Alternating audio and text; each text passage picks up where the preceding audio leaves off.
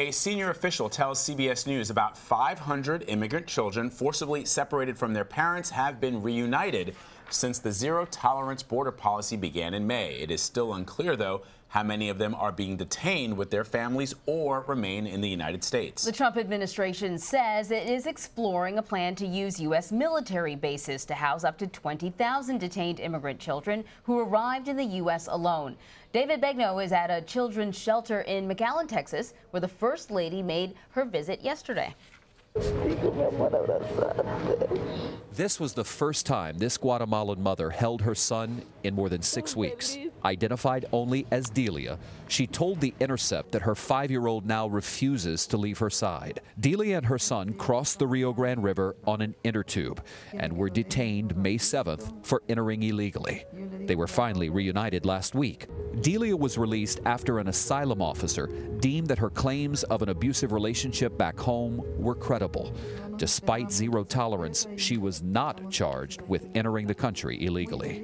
Prosecutors have the discretion what charges to bring and which ones not to bring. Texas civil rights attorney Efrain Oliveras says he was in federal court Wednesday in McAllen when prosecutors decided not to charge 17 fathers who allegedly crossed the border illegally with their children and were separated. Prosecutors say their decision was not related to the separation issue.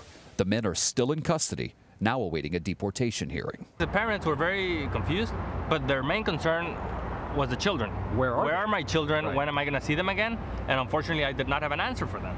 Their children were probably sent to shelters like New Hope for so-called unaccompanied children. During her visit here yesterday, First Lady Melania Trump was told that 3 children have already been released to their families. 55 remained. How many times they speak with their relatives or families per week, for example? Well, the children are allowed to communicate with their family twice a week. Kurt Sensky oversees the shelter. If a parent were to get out of custody, could they come here to pick up their child? That would all depend on the specific laws and the specific situation of each child, and our case managers would walk through that. CBS News correspondent David Begnaud is joining us now near the border. David, some of these detained immigrant children have been reunited with their families, but what's next for the ones that are still separated? It's a good question. Listen, we continue to ask daily, and I mean for the last 6 days that I have been on this story here on the ground in Texas, we have reached out to various federal agencies, and we're just not getting those answers, Vlad. In fact, I was told by 2 different officials right here on the ground in Texas that there was a media blackout that was issued after the president signed his executive order. Essentially, people behind the scenes are telling us, listen, we're trying to get answers from our bosses. We don't know the steps of how things are going to change. The First Lady came to this school. In fact, 24 hours ago, we were standing right in front of it, just talking about what was happening inside this shelter. Come to find out a few hours later, she showed up here and went inside. And you could sense that she had a genuine concern and thirst for knowledge in terms of knowing, as you heard her ask, how often do they see their parents? When are they going to see them, right? If the First Lady of the United States is asking that question, you can imagine how many people around the country are asking the question. We're not getting the answers, but we keep asking.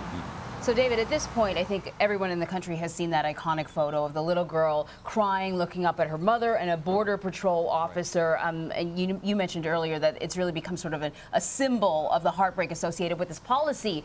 But, David, you were able to actually talk to the Border Patrol officer that's in that photo. I want to play a little bit of what he had to say to you, and then we'll talk afterwards.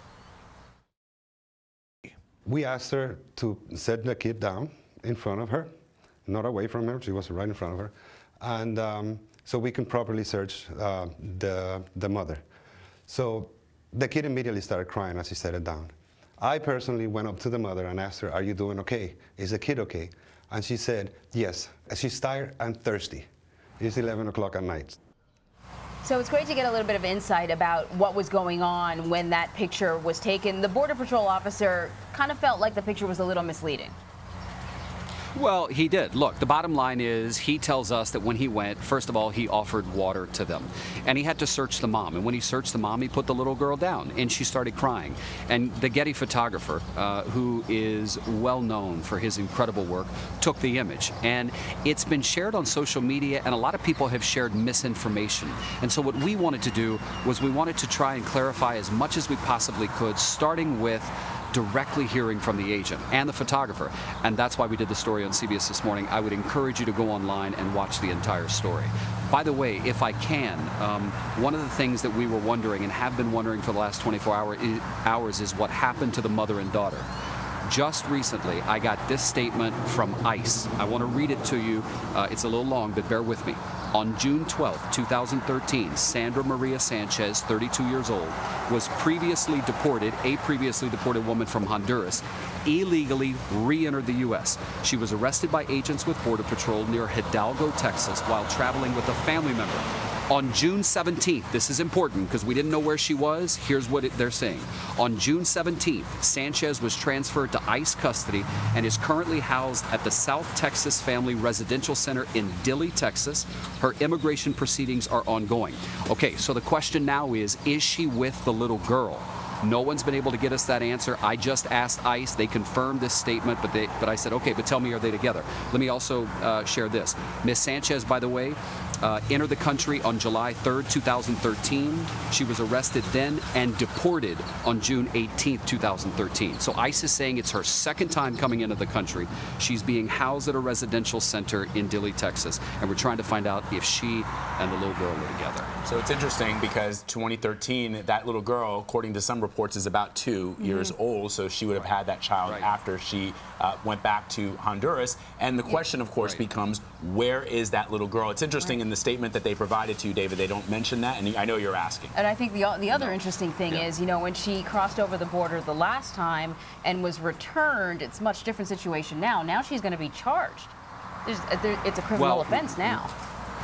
Okay, so, well, listen, and the law has always been, right, through Obama and Bush and everybody, but enforcement and prosecution varied, right, depending on different administrations. Mr. Trump is saying under zero tolerance, I want you to prosecute every single adult. And what usually happens, guys, is they go to the federal courthouse here in McAllen if they've been received and processed here. And a lot of them, what they do, and I don't know if you know this, it's interesting, they'll bring in, let's say, 20 people at a time. And in some cases, the judge will say, did you enter the country illegally? How'd you come? How'd you come? They will essentially plead guilty on the spot in that moment. The judge will sentence them to time served. They might pay a $10 fine, and out they go. And the idea is deport them as quickly as possible. David, I know you're doing the work that needs to be done to find out where that little girl is. Thank you so much for reporting for us. We appreciate it. We'll stay on it. We'll keep you guys posted. Thanks, David.